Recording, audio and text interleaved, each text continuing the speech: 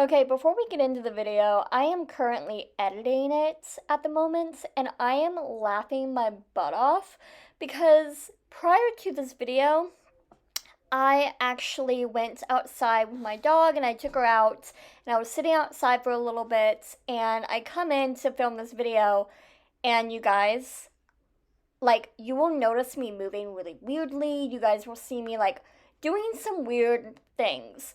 I am itching so many bug bites because, you know how, when you get an itch and then you realize, 5 minutes later it's a bug bite because you're violently itching this bug bite? That happens in this video and it's hilarious to watch. So, enjoy. Hi guys, and welcome back to my channel. Today I'm going to be doing another Writing Wednesday, and the topic is going to be all about how to take criticism when it comes to your writing. As an author, I understand how criticism works and how getting criticism really stinks. When you're an author, you pretty much pour your heart and soul into writing. You pour your ideals, you pour everything that you are, your opinions, your this, your that, everything into this. And when somebody says they don't like it, or that it's trash, that's worst thing ever written, how writers take that oftentimes is they don't like you.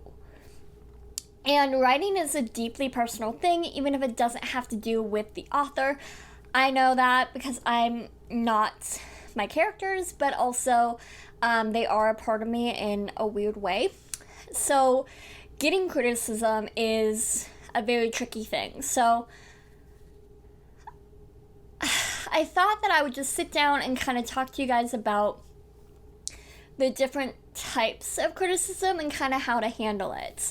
So typically when I was first starting out, I actually was publishing on like a website that you uploaded your writing on, and it wasn't Red Siren, it was a different novel, and I don't think that novel will ever see the light of day, but it was a different novel. And I remember about not even an hour after posting my first chapter of that, getting a notification that I had a review, and I was shocked. I was shocked I had a review, and it was a rave review. I was so excited. And that story ended up doing really well, and I actually ended up getting a couple reviews, and most of them were all good.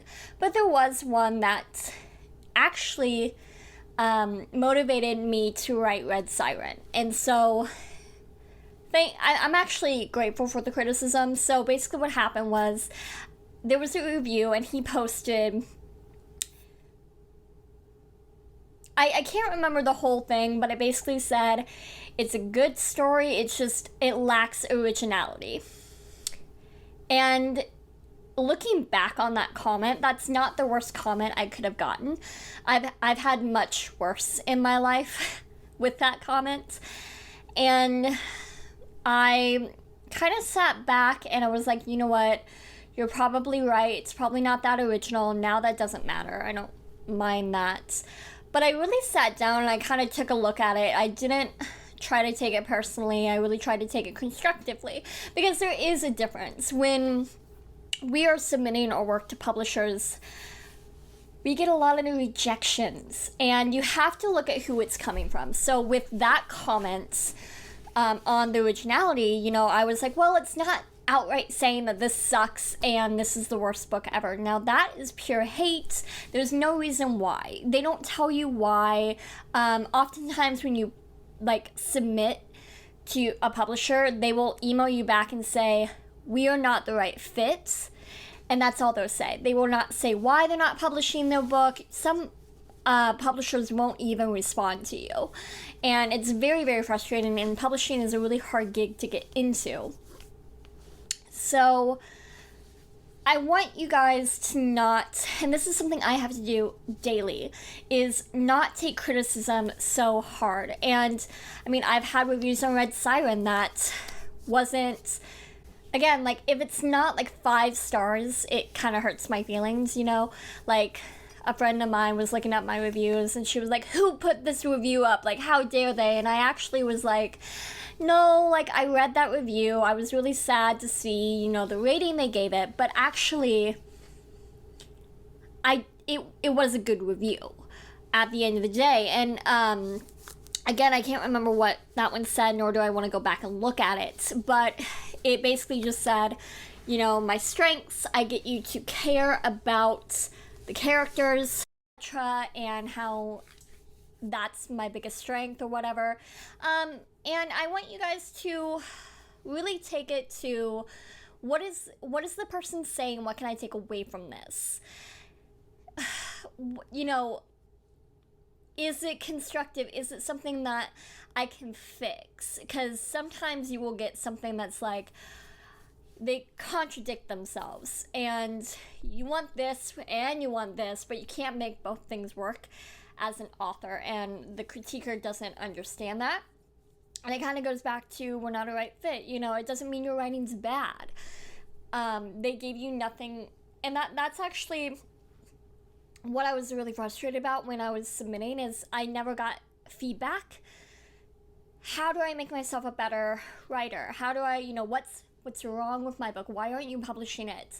Etc. And people don't have to tell you that, unfortunately. But with criticism, if it's, I've kind of gone to the point of, if it's valid, I listen to it. I listen to who it's coming from too. If this is like a CEO of a publishing company that could really make or break my career, and he's saying, hey, this isn't what we're looking for. And if it's valid, if it's saying, hey, maybe work on this, and this, and maybe we'll publish you, I can work with that. Now, if he's saying it just sucks, and laughing at you, that's something different. You also have to take into consideration, is it somebody you know? Like, are you giving it to your best friends? You know, if you were to get your best friend's writing, how honest would you be? I mean, you're emotionally invested in this person and you don't want to break their heart. I am very thankful I actually have somebody in my life who will break my heart.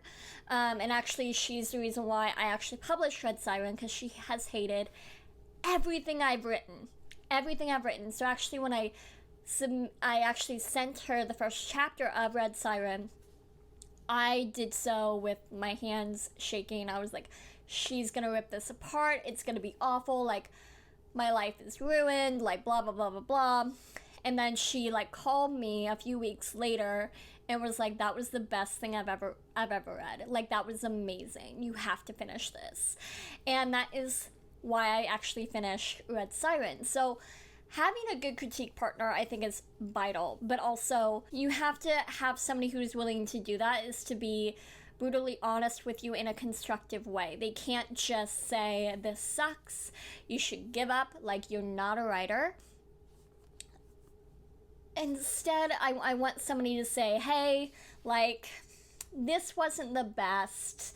This is why you need to work on this, and then retry. Because if you think about it, in school, when you're in English class and everything, the instructor is going to give you that feedback. When you get, like, the essay back, maybe you don't get to rewrite that essay, but they do explain to you why you got the grade that you did. And it makes sense most of the time. It hurts, but after you get over that hurt, that constructive criticism comes back and you actually say, actually, that made me a better writer. So I want you guys to listen to criticism, but don't let it destroy you. And I've talked to a lot of different authors about this, and we all kind of feel the same way, that people are going to hate you, whether you like it or not. It's up to you if you let that person kind of tear you down. And at the end of the day, it's you who decides if you want to write another book or you want to submit again to another publisher. This has been a dream of mine for so long, to be a published author. And I am working on the second book, and I'm always working on improving my writing by taking classes, by learning from other authors, by reading. And I think constructive criticism can be so helpful in this day and age. But you have to look at the difference between criticism and hate. And I think that can be a little bit of a narrow road, and I mean, it can be really difficult at times. You also, on the same side of that, I want you to not surround yourself with yes men or stans. I think stans are so toxic. I think they ruin authors. I'm not gonna lie, because nowadays, even celebrities, anybody who has a huge group following of stans, of people who just will read anything that they put out, blah, blah, blah, blah, blah, and have no critique. If you critique them, you are essentially like committing a sin. Why I want you to avoid that is because it takes away from your craft. If you all of a sudden get really, really big and you're like, oh, well, I don't have to listen to my editor anymore. I don't need an editor anymore, actually, because I'm gonna make $1 million whether it's good or not, because I have stans and they will eat up anything. I could literally write something, a fanfic of my own work, and people would love it. People would buy it. People would rave about it.